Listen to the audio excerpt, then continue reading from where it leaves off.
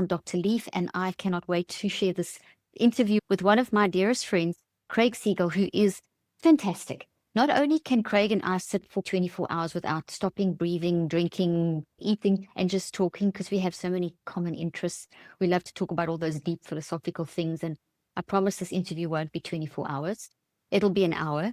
And Craig is going to pour so much incredibly important information into you to help you understand how to do networking like it should be done. So literally, the title of this podcast is How to Use Neuroplasticity to Build, listen to this, $1 million network. And Craig is the perfect person to do this, from Wall Street to one of the world's top life coaches today. We couldn't be in better hands. Craig, welcome. Unbelievable intro. Thank you so much. Love every time we get together. A little bit better in person, but we'll take this. See you in a month and a half. But let's have some fun today. Let's go deep. We are connected a month ago. Craig and I have been friends for years, but we only physically met about a month ago in New York. We had such a great time, and I'm doing some stuff for Craig next month. We're going to be doing lots together, so watch this space. Okay, let's dive in. Craig, you've written a best-selling book called The Reinvention Formula. Can you hold that up and just show this? Because this is a book everyone needs. I love the title, Reinvention Formula. When you can actually go back in our history and you can see the interview I did with Craig about this book when it was launched. It's a bestseller. The way Craig reinvented himself and his story is beautiful. Craig, for those that don't know, let's start with a little bit of a backstory about why you called it the Reinvention Formula. And then we're going to dive into how to build $1 million network. I feel like I've had two lives. Prior to the pandemic was one life where I showed up for about 35 years, best of my ability, but inauthentic. I created this persona of who I thought I was supposed to be for the likings of other people in the world. And as it turns out, going down that route ended up leading to burnout and a lot of inauthenticity. And so during that, I went to Wall Street after college, spent 13 years there. I was having a lot of success, making a lot of money, had a pretty girlfriend. The reason I put that in quotations is because our definition of success tends to evolve. Back then, success to me was materialistic things. And as you know, and I'm sure your audience does too, nothing external will ever actually create lasting fulfillment. They're just sparks of light. And so inevitably at some point, I started to feel unfulfilled. Even though I had my own business, I had employees, I was making money, I just knew in my soul that I was here for something bigger. I didn't take the time to put it all together because I felt stuck in the rat race. Then the pandemic happened. And for me, that was almost like a forced pivot. I shut down my office for what I thought would be 2 weeks at the time. And I just had this big spiritual awakening realization. If not now, then when? I really connected. For me, that's greater, God. For someone else might be divine, universe, Hanukkah, Harry, whatever's good for you. I was able to channel those divine downloads. And as it turns out, personal development, which I'm a bit obsessed with, and I utilized to complement what I was doing and become more successful, personal development was actually my calling. I created a strategy to bring personal development to the world to make both an impact and unapologetically make money too. Some of them are coaching, teaching, podcast, book deal, TED Talk, all the things. And then I reverse engineered it. So, well, what's step one? I don't have any celebrity friends, no connections, no following. I started building my CLS brand and I just started adding value to the world. For the first time, I was in alignment. Doors began to open. I began to meet different people. Opportunities began to come to me and I just went all in and it began to really explode over the last 4 years. Launched the Wall Street Journal bestselling book, The Reinvention Formula, speaking all over the world, United Nations, coaching, TED Talk, investing. For the first time, I was in the proper arena, making more of an impact. Interestingly, I'm making more money than ever, but that's just the byproduct. So many people want to know how I was able to do this, to actually connect to my purpose, share it with the world and make a career out of it. And that's why I wrote The Reinvention Formula. A little bit of a long-winded answer, but at least now all your listeners have some context.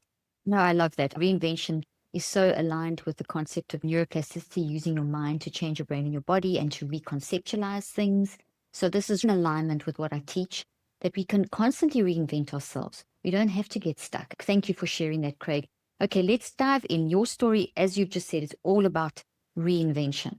Let's talk specifically about the mindset behind that, because both places you're making money, both places you're a success, but you pivoted and changed So something shifted in how you looked at yourself. And the hint here for your answer is around the alignment concept, I believe, or maybe it's something else.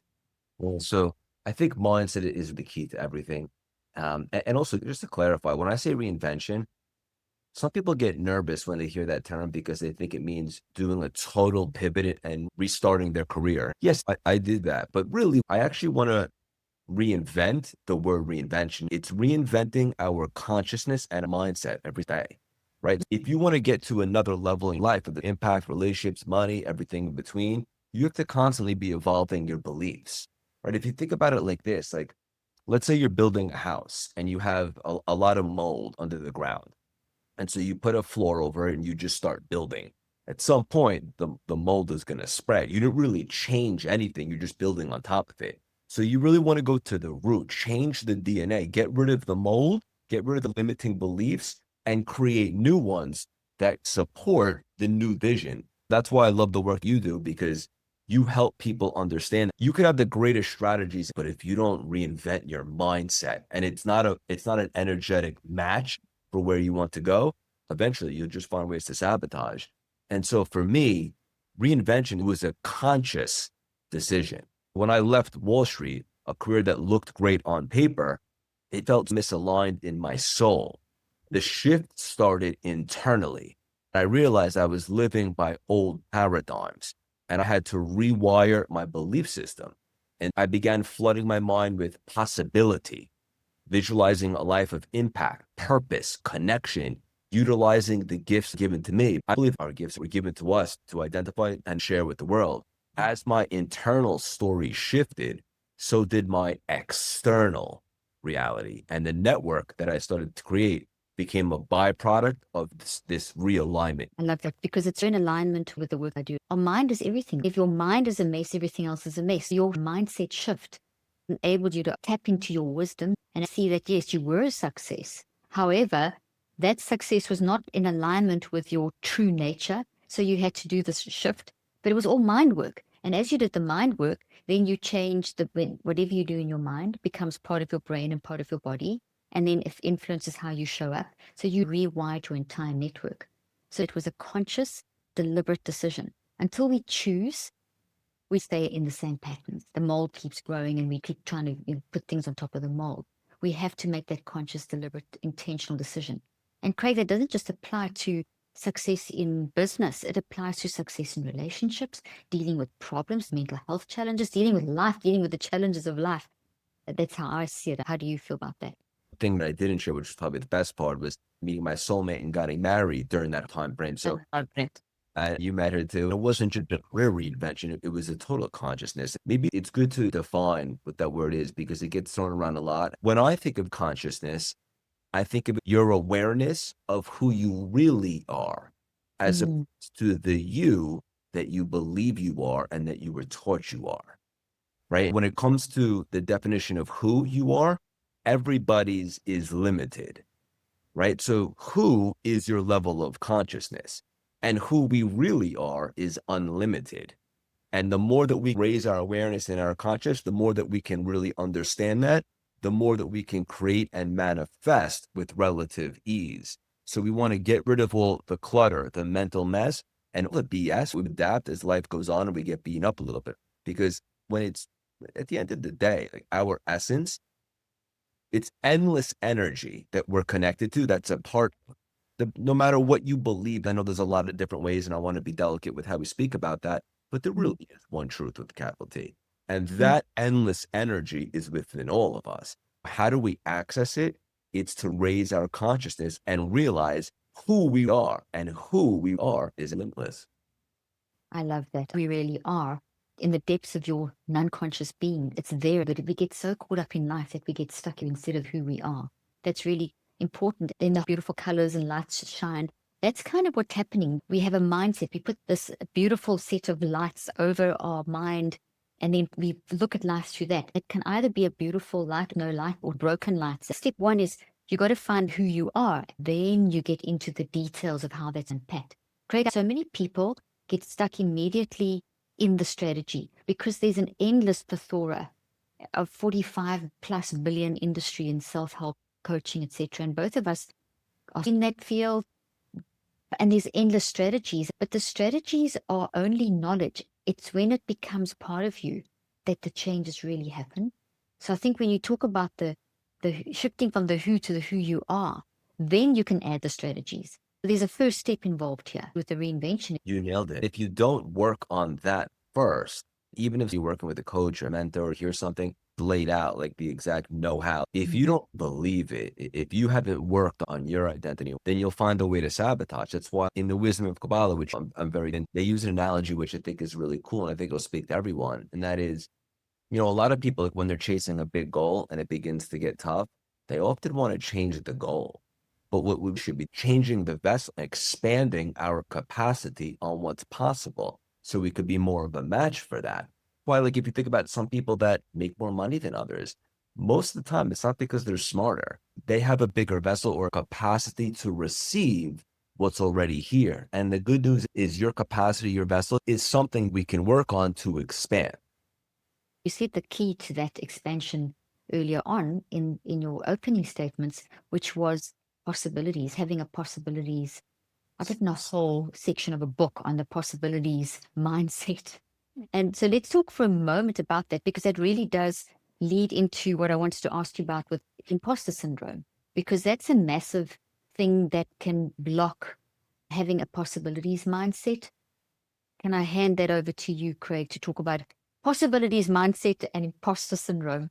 One of the most universal topics there are, right? Because as long as you have a soul, which everybody does, you're not exempt from having to deal with imposter syndrome, with the ego, or we might say the opponent. And so a couple of things that I've done that I think will be helpful because they're tangible is this. One of the biggest shifts for me was realizing with humility that no one is above me. No one is above you, anyone listening, right? I used to think certain people, like when I first started building the podcast, and one of my superpowers is I think really big. And so I wanted to attract quote unquote bigger guests. And sometimes I'd be a little intimidated once I was having a conversation with them. But then I started to realize like we often put people on pedestals.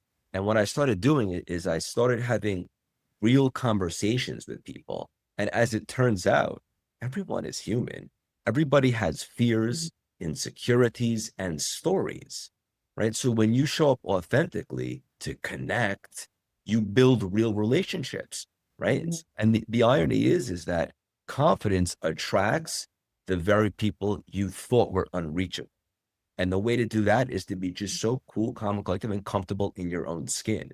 And while it's true, other people might be further ahead. That's just all that there are. They're a little bit further ahead. Doesn't mean they're better than you in any way. And so what I often realized is if we're insecure or if we're facing some sort of imposter syndrome, we're connected to the ego consciousness because we're worrying about how we might look, right? So, like, oh, it's a big stage. I hope I sound good. Or it's a big client. I hope I do a good job because I don't want them to think less of me. That's the desire to receive for the self. When you change the consciousness, you can create a shift and come to the world as solely the giver. I just want to do a great job. Someone listen can hear this message and shift everything. The byproduct is you end up receiving more than you thought. Most people come with an agenda. It's receiver consciousness. What can I get here? What can I take? How much can I make? And that's just connected to the ego because it's about the desire for the self alone. This is a huge shift for people. I totally understand that. And I encourage everybody to test it out. But when you can genuinely remove the need for recognition, remove an agenda, and just come as the giver, you'll squash the imposter syndrome because you won't be worried about how you might sound or look. You're just worried about connecting to someone and helping them in some capacity. Oh, that's so good. Okay, let me see that I've understood what you just said. So I can reflect it back. Actually, I made some notes. I wrote as fast as what you were speaking because you speak at a nice pace. I got so many notes. You'll check this. All is all down right here. I'm going to reflect this back and let me see that I've understood what you said. And then correct me if I'm wrong. No one is above you. We come in with our ego, wanting to impress. It's very focused on the self. How do I look? How do I get something out of this to make me as big as this person? Okay. The key thing that I got out of what you said is we need to remove the need for recognition when we are trying to deal with imposter syndrome. It's not about recognition. It's about recognizing no one is above you, not to feel intimidated. It's about real conversations recognition that everyone has fears, insecurities, and stories. If we come in to a conversation knowing that we don't have to prove ourselves, that we're actually going to become a giver and not a taker, that everyone, no matter who they are, how big they are, how wealthy they are, how successful, they're still a real person with real fears, insecurities, and stories. And that authenticity is going to generate a confidence that aligns with who you are. Going back to the first question. You nailed it, even better than I did. How many times are we intimidated by something or someone? It's because we're worried about how we might be perceived or judged. And that alone is the definition of being connected to the ego. So how willing would the audience be to remove that and focus on doing a good job? And if you can actually do that full-heartedly, then you'll just squash the ego because you won't even be thinking about, I hope I sound good or I hope I look good doing it. You'll be solely connected with, can I speak to someone's soul here and help them? Oh, I love that. Craig, you made a conscious decision to get there. As you were talking, I'm thinking I've interviewed big names and I've been interviewed by really big names, people that are much better known, much wealthier, whatever, all those things that can make you feel imposter syndrome. Initially, I have sort of thought, oh gosh, that person, and there is that sort of fear and what are they going to think of me? How am I going to say the best thing? It tilts your ability to flow with who you are.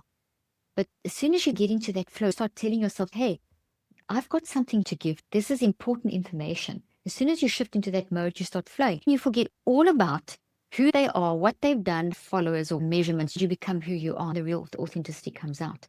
Even now, with all these years of experience, I'm sure you've experienced it, I know myself, sometimes I'm still intimidated. But now I have a tool set.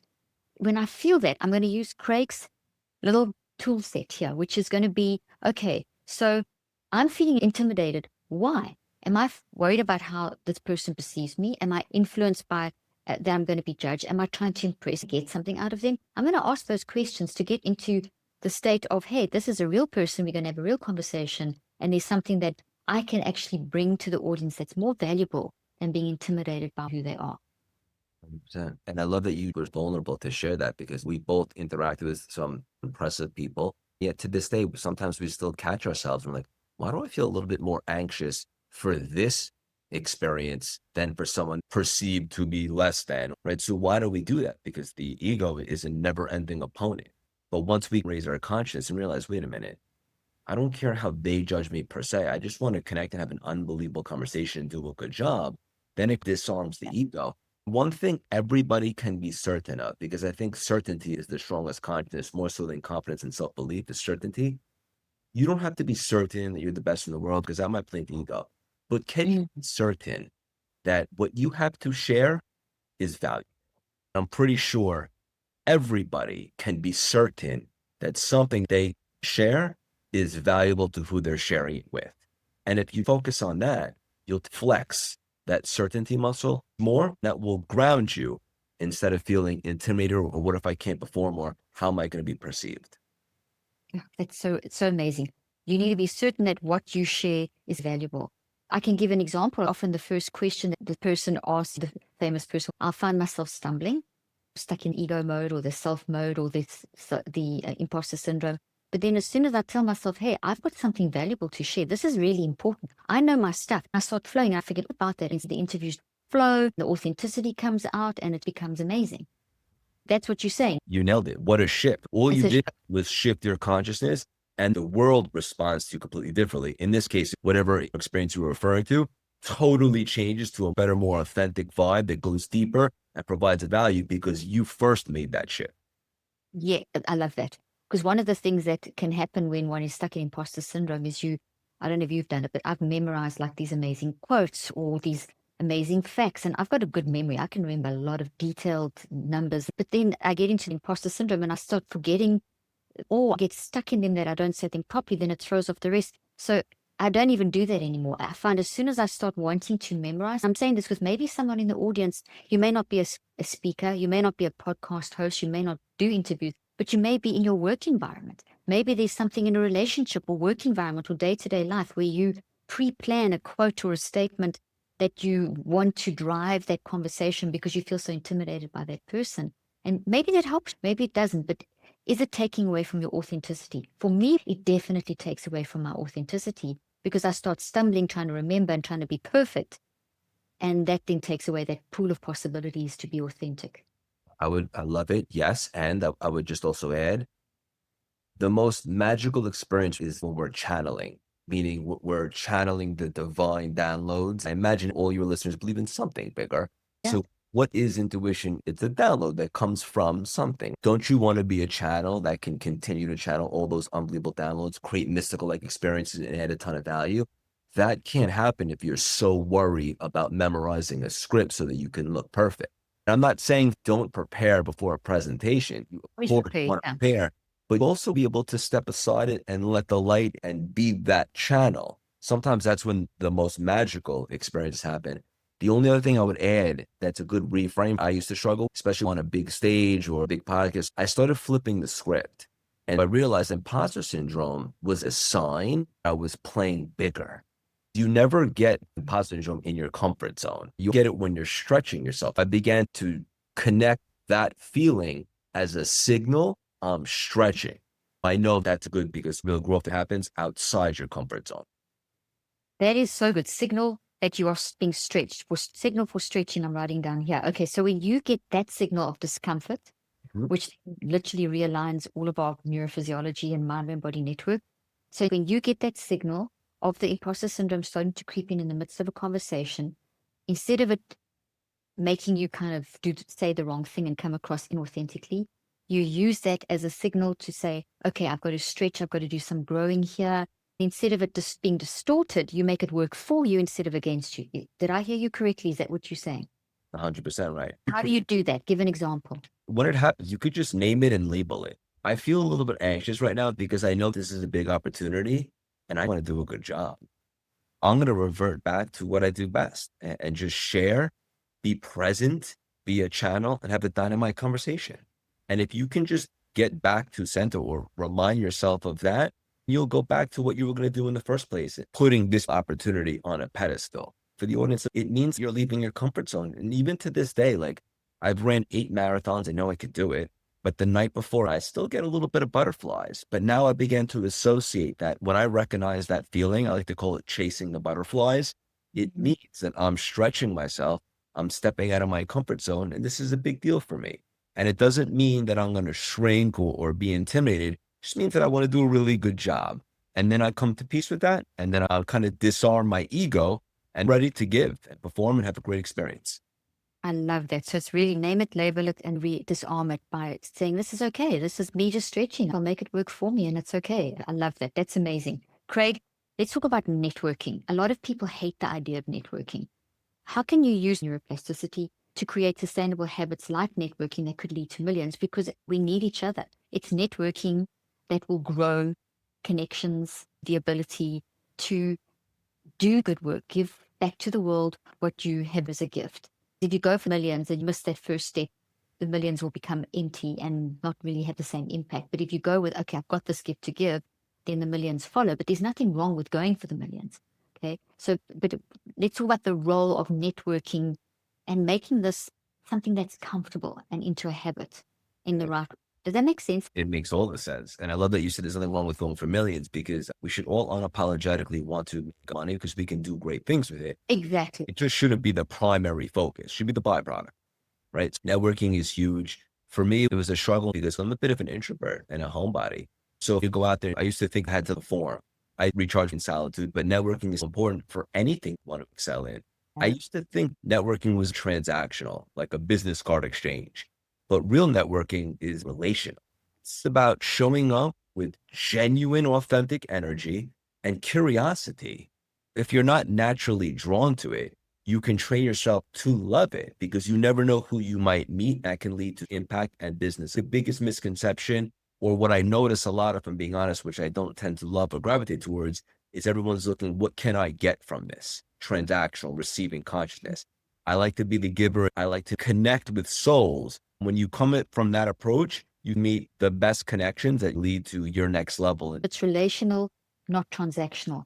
But we live in a day and an age where networking's all about transaction. That's what people have been literally immersed in on social media, in books, It's very much what can you give to get. I remember not even that long ago sitting in conferences where talks on networking, and it was all about, okay, you go in, your objective is to get something. That was like the first statement that came out of their mouths. You're saying the complete opposite. You are saying what my gut instinct tells me to be true, which is how I now can see I've been operating. It's not transactional. It is relational. You stress the curiosity and the genuine interest in someone else. If you go up to someone and genuinely ask questions where you show that you're really interested in them, you're not trying to ask questions to find out who are you? What can you do for me? You're actually saying, hey, who are you? I'm really interested in you.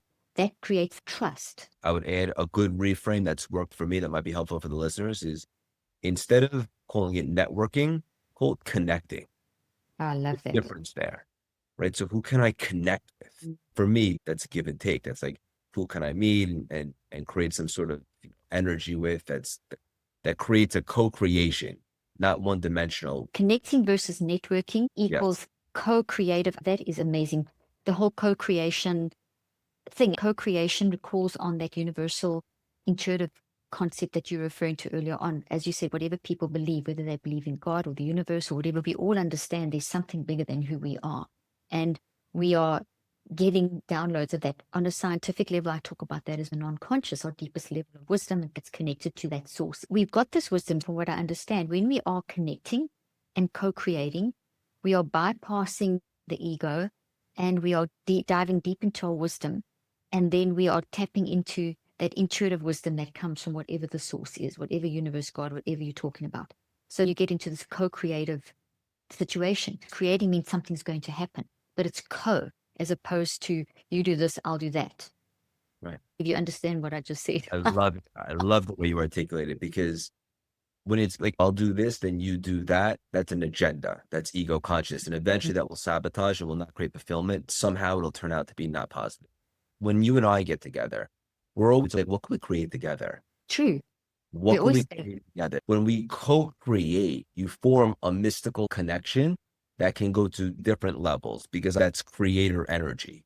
If you think about the best way to get closer to, I might say creator, someone else might say something else, it's to have creator, to act like the creator. The creator doesn't have an agenda, right? The creator doesn't want recognition for all the blessings that he provides, right? So if you could begin to behave like that, co-creating, no agenda, no need for recognition, that's when you really start to connect to constant miracles and blessings. I think that's a place we all like to play in.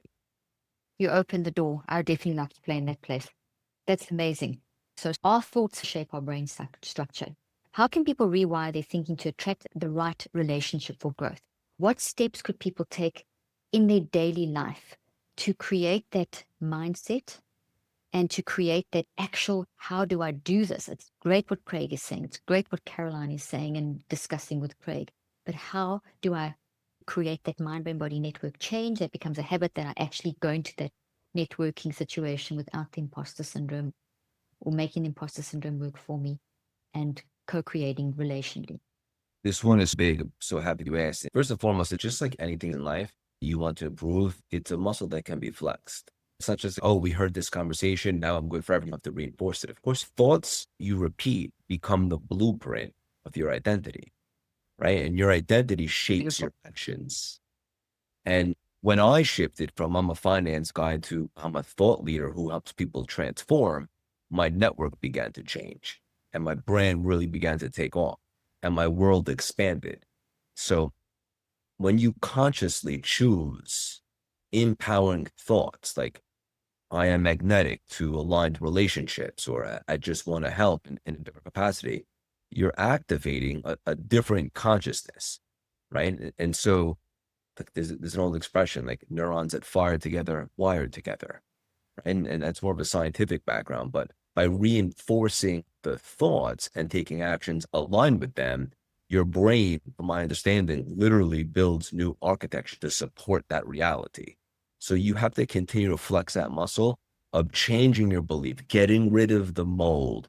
Thoughts are great, but I think how we're really going to behave is based upon our beliefs, right? Because if you believe you can, you're more likely to take action. If you believe you can't, then you won't. A good framework I love to teach is who, what, how. Who you think you are determines what you'll try and go after, which ultimately determines how you will go after it. And the more Again, that was good. I'm going to write it down. Say that again. What, how. So who you think you are, in other words, continuously listening to you and raising your consciousness determines what you'll try and go after. Like think about you and your consciousness. How many different things are you trying? Kids, books, toys, speaking, all these things, because you have such a high level of consciousness, and that determines what you'll go after, and right? And then how you'll go about doing it, because you know that you're limitless. That simple framework for anybody to digest is powerful. Who, what, how. Love it. That's amazing. You said some very powerful things. I want to make sure the audience gets this. Craig is not just throwing out a bunch of affirmations. This is not just, I can do this. I'm going to be great. You're not just making statements. You are recreating belief systems. From following my podcast, the mind changes brain, and it takes 63 days to build a network. That's going to become a habit. So what I'm hearing Craig saying is if you want your network to grow your business, you need to do is change your belief system. And changing your belief system is not going to come from an affirmation. It's going to come from the who part. Craig, correct me at any point if it sounds like I'm wrong. The who part is to stand back and gather awareness of who you are. Who am I? Who am I really? Who and how am I functioning to the world? And go down to one of the first questions where we were talking about going down deep. How is that playing out in how I'm seeing myself, the imposter syndrome, etc.? Your first thing is to find out about yourself. That would be gathering awareness, reflection, writing it down, reconceptualizing, and getting to a point of, okay, I am who I am. There's like 5 steps on neurocycle, basically, Craig. And I'm saying that literally we got to take this beautiful who, what, and how to change our belief system. Otherwise, we're just going to throw out positive affirmations, and we do not want people leaving this podcast with just positive affirmation. You're going to have to do the work, spend some time doing this who you are stuff and getting to know yourself. And that doesn't take forever. It can take you 5 minutes a day for a few days, preferably 63. Then you're going to go into the what. Once you know who you are, go into the what. So what are you going to know? Now that you know who you are, what do you do to make a difference? You're still carrying on with your life while doing this, but then you're going to start, and I would recommend taking time as well, because Craig is talking about building this into a habit. And then you go into the how. So it's like a 3-phase thing. Craig, does that make sense? This is a framework I encourage everybody to have for the rest of their life in anything that they want to improve upon. But really, who we are determines what kind of life we'll live, and thus how the world will respond to us. And so even to just take it a step deeper, most people operate based upon rules or what's true that governs their particular life. But in reality, and this is a good exercise for everybody, I would write down maybe a list of 5 rules or things true for you and how you've been operating. And then make another column. Is it the actual truth with the capital T? And I'm pretty sure, and everyone should try this, that what you'll realize is that nothing you thought was true is actually the truth. Big difference between the truth and what's true, lowercase, 2 things that are the truth, right? We're existing right now and having an experience. Anything else we think is possible, we created or adapted and made true for us. If you think you're too late to reinvent yourself or it's a saturated space, those things are true because you said they were. Can you replace those with more powerful ones and make that true for you? Absolutely. Do you have the willingness? Oh, that answered my next question. I was going to say, Help in a Hurry. I talk in Help in My Hurry, my new book that's coming out in August. Can't wait. In a chat about on your podcast sometime, I talk about how small mental shifts can create big life changes. You just described that. So that technique's phenomenal. It's so good. 5, what rules are you operating under? You're going to take a piece of paper, draw 2 columns, and on the right put rules that have been your truth. 5 rules that you think that are true for you, lowercase t, true. Okay. 5 rules that you think have been true for you, lowercase true. Now on the other side, are they actually the truth with an uppercase T? Got it. Did you guys all get that? So you're going to do that. So that's your homework once you go from here. First thing you need to do is that, Craig, you said something and I want you to say it again. You said something about how that we're in the now. This is our truth now. The reality is that we're connecting, we're having an experience. But then you go from here, say something else, and that becomes your truth. We create our truths. But are they the lowercase truth? Are they the capital T truths? Can you re-explain that? You did it so well. I want people to get that point. We could talk universal laws and gravity, but it's a different conversation. The actual only two truths with the capital T right now are that whoever's listening to this and me and you are existing, and that we're all having some sort of experience while listening or conducting the conversation. Everything else is true with the lowercase t for us because we made it true.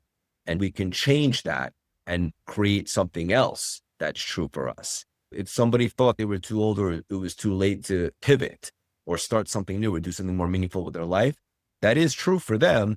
But what if, because they're starting later, they had so much wisdom and experience that you can't buy at a younger age, so they're going to collapse time when they go for it? Both things are true. Which one do you want to be true? That's up to you. That's why it's important to do this exercise and take inventory, because whatever you believe to be true will dictate what you go after and how you'll show up in the world and how the world will respond to you. That is so good. How often do you recommend people do this exercise? Anytime you feel like you're limiting yourself, take inventory. Why am I limiting myself? What rules am I playing by that maybe could be changed? And maybe two key things there that we've already discussed, which could be good prompts for you to do this exercise, are your attitude to networking, or imposter syndrome, connecting versus networking, relational versus transactional, and then the whole concept of imposter syndrome. So those would be definitely, if you're finding yourself falling into imposter syndrome or looking at a networking situation as transactional, this may be time for you to stop and do that exercise. Any other times you would recommend it? Well, I would encourage everybody right after this conversation, take a moment and say, where am I currently limiting myself? Let's raise our awareness. And then we can really start to flex that muscle and identify who we really are. And so anytime you take inventory of where you might be limiting yourself, you'll find a way that you can convert that to your next level of expansion.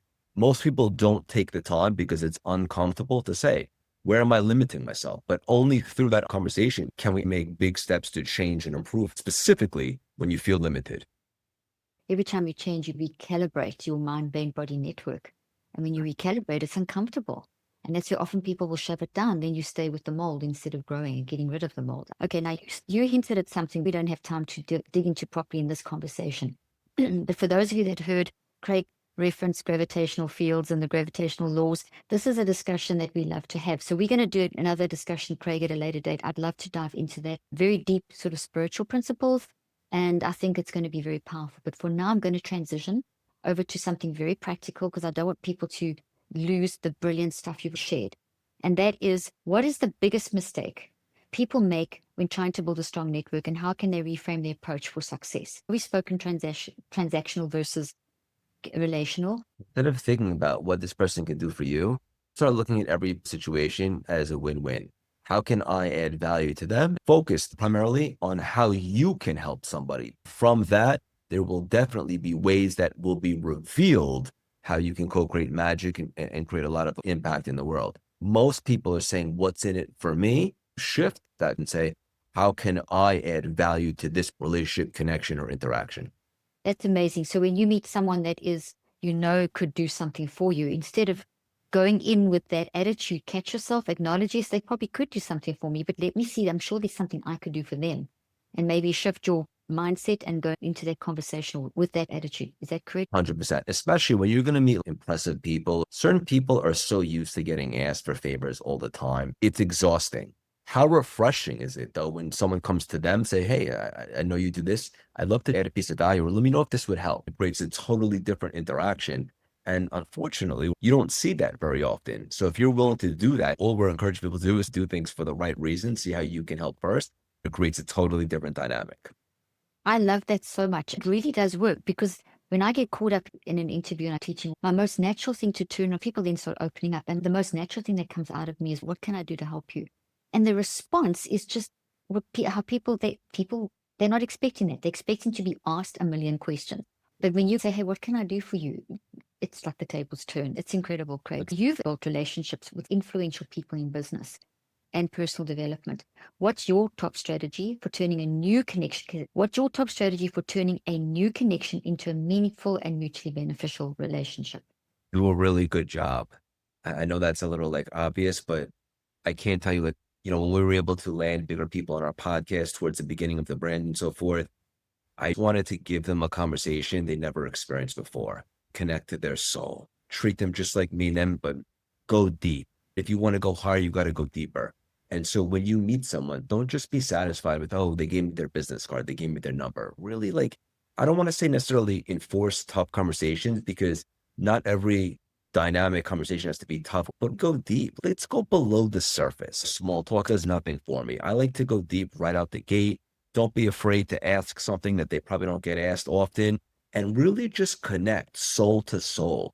And when you do that, you create an experience that they won't forget. And then right away, it'll go from just an acquaintance to deeper relationship. Life is all about relationships. I love that. And I can vouch Craig does that, because when we connected, we became friends. We've kept contact over the years constantly, because you went deep immediately. There was an authenticity that connected us, and it was beautiful. So Craig, you do that, and it's evident.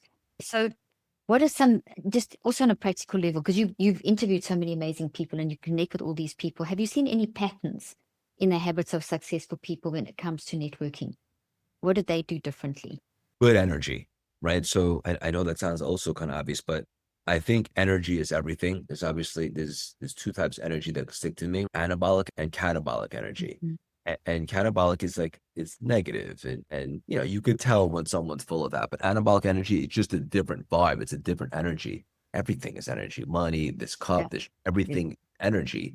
And so depending upon how you behave energetically, everything else will respond to you. We can go totally deeper in a different conversation about, like, even the energy of money will respond to you. Networking, when you bring authentic, no agenda, awesome energy to any situation, you immediately connect to people in some capacity, or you generate curiosity from them.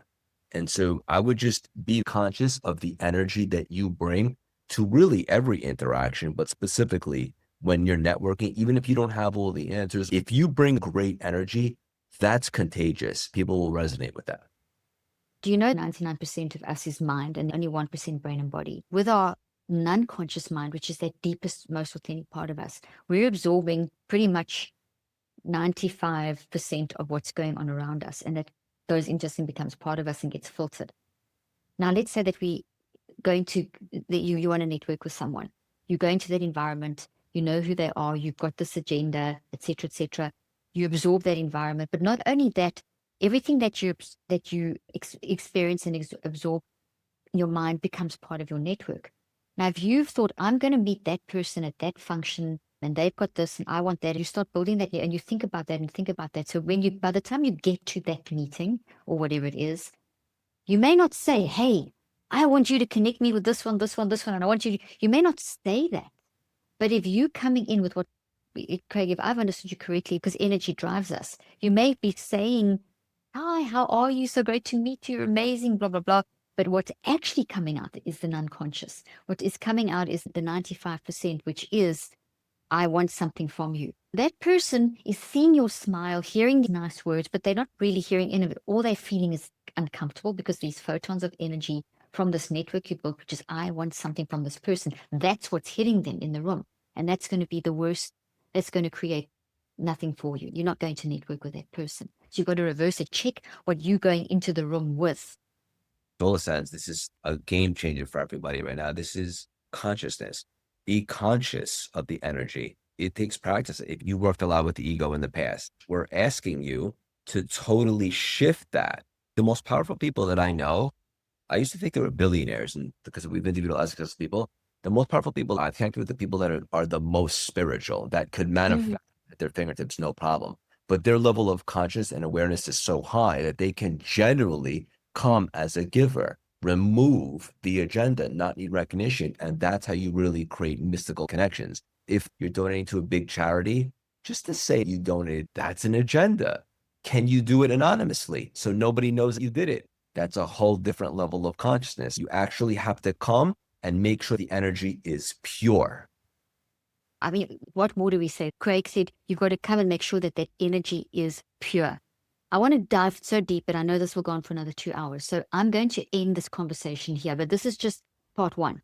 We have lots of things planned, so you can watch this back, all the great stuff we're going to co-create in a very, very relational way to help you, to help just get you to another level. Because when you connect with people in this way, you you feel so lifted, you feel so excited.